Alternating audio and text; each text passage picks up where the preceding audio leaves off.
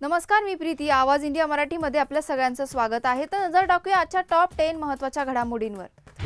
वरळी डोममध्ये झालेल्या संयुक्त मराठी जल्लोष मेळाव्यात ठाकरे बंधू एकाच व्यासपीठावर एकत्र आले होते.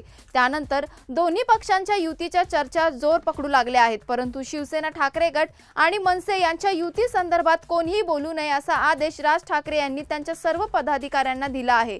कोणत्याही पदाधिकाऱ्याने युती संदर्भात बोलताना आधी मला विचारायचे असे आदेश राज ठाकरे यांनी सर्व पदाधिकाऱ्यांना दिलेत. त्यामुळे शिवसेना, ठाकरे गट आणि मनसे या दोन पक्षांच्या युती संदर्भात संभ्रम निर्माण झाला आहे. महाराष्ट्रातील जनता 20 वर्ष या क्षणाची वाट पाहत होती. राज आणि उद्धव ठाकरे एकत्र येणे महत्त्वाचे होते. हे दोन्ही नेते एकत्र येत असल्यामुळे काही जणांनी धसका घेतला आहे. सरकार आणि सरकारच्या माणसांना उद्धव आणि राज ठाकरे एकत्र आलेले नको आहेत. यात काही जण मिठाचा खडा टाकण्याचा प्रयत्न करत आहेत. त्यामुळे मराठीसाठी आंदोलन करणाऱ्या लोकांची तुलना पहलगाम दहशतवाद्याशी करत आहेत, अशी टीका शिवसेना उभाटा खासदार संजय राऊत यांनी केली आहे. राज आणि उद्धव ठाकरे एकत्र येण्यासंदर्भात राजकीय निर्णय लवकरच होईल असा आपला विश्वास आहे, असं मत संजय राऊत यांनी व्यक्त केलं आहे. केंद्रीय रस्ते वाहतूक आणि महामार्ग मंत्री नितीन गडकरी यांनी एका कार्यक्रमात देशातील वाढती गरिबी आणि काही श्रीमंत लोकांच्या हातात ती एकाग्र झाल्याबद्दल चिंता व्यक्त केली आहे. ग्रामीण भागाच्या कल्याणासोबतच आर्थिक विकास करता यावा यासाठी संपत्तीचे विकेंद्रीकरण करणे आवश्यक असल्याचे ते म्हणाले. हळूहळू गरीब लोकांची संख्या वाढत आहे आणि काही श्रीमंत लोकांच्या हातात संपत्ती एकटवत आहे.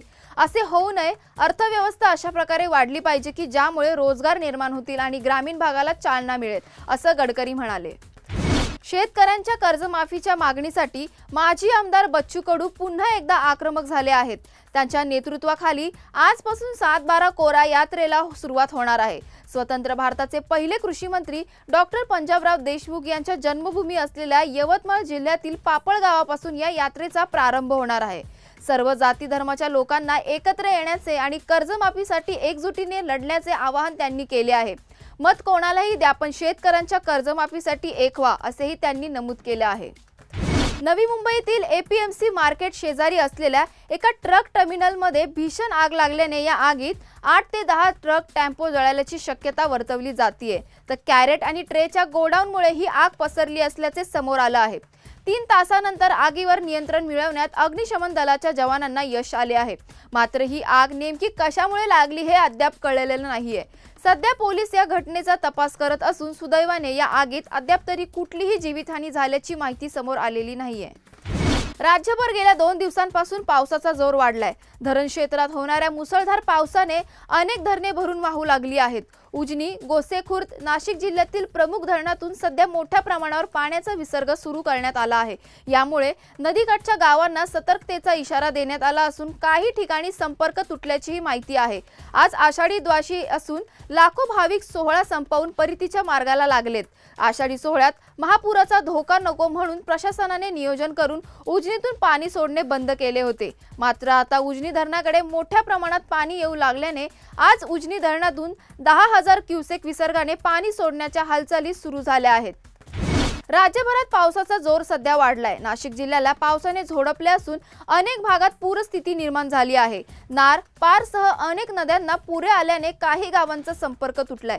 जनजीवन विस्कळीत झाले असून नाशिक शहर आणि दिंडोरी तालुक्यात येत्या 2 दिवसांपासून संततधार सुरू असून गोदावरी नदीसह नद्या आणि नाले दुतडी भरून वाहत आहेत. दुतोंड्या मारुतीच्या छातीपर्यंत पाणी पोहोचले आहे. रामकुंड परिसरातील रस्त्यावरही पाणी आल्यामुळे आवश्यक काम असेल तरच परिसरात यावे अशा सूचना देण्यात आल्या आहेत. बीड शहरातील पेठ बीड पोलीस ठाणे हद्दीत वास्तव्यास असणारे राम फटाले यांनी 7 वर्षापूर्वी सावकाराकडून 2.5 लाख रुपये 10% व्याजाने उसने घेतले होते. याची परतफेड देखील 25,000 रुपये प्रति महिन्याप्रमाणे करण्यात आली आहे. मात्र पैसे देऊन देखील सावकारी जाच कमी होत नव्हता. मानसिक त्रासाला कंटाळून अखेर राम फटाले यांनी एक चिठ्ठी लिहून आत्महत्या केली आहे. इंग्लंड विरुद्धच्या दुसऱ्या कसोटी सामन्यात भारतीय क्रिकेट संघाने 336 धावांनी विजय मिळवला. या विजयासह भारताने 5 सामन्यांच्या कसोटी मालिकेत 1-1 अशी बरोबरी केली आहे. भारतीय कसोटी संघाचा कर्णधार शुभमन गिलची सामनावीर म्हणून निवड करण्यात आली आहे.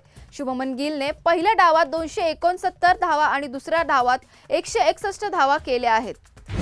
करीना कपूर खान पुन्हा एकदा तिच्या स्टाईल आणि स्टेटमेंटमुळे चर्चेत आली आहे। करीना कपूरने एका इंटरनॅशनल ब्रँडकडे कानाडोळा करत चक्क आपल्या महाराष्ट्राची शान असलेल्या कोल्हापुरीला प्राधान्य दिलं आहे। करीनानं केलेल्या कृतीमुळे नेटकरांच्या मनात तिच्याबद्दलचा रिस्पेक्ट आणखीन वाढला आहे।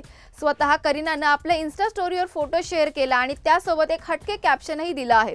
करीनाने इंटरनॅशनल लक्झरी ब्रँडवर आपल्या वेगळ्या अंदाजात टीका केली आहे आणि भारतीय पारंपरिक कारागिरीला महाराष्ट्राची शान म्हणून ओळखल्या जाणाऱ्या कोल्हापुरीला पाठिंबा देण्याचं आवाहनही केलं आहे।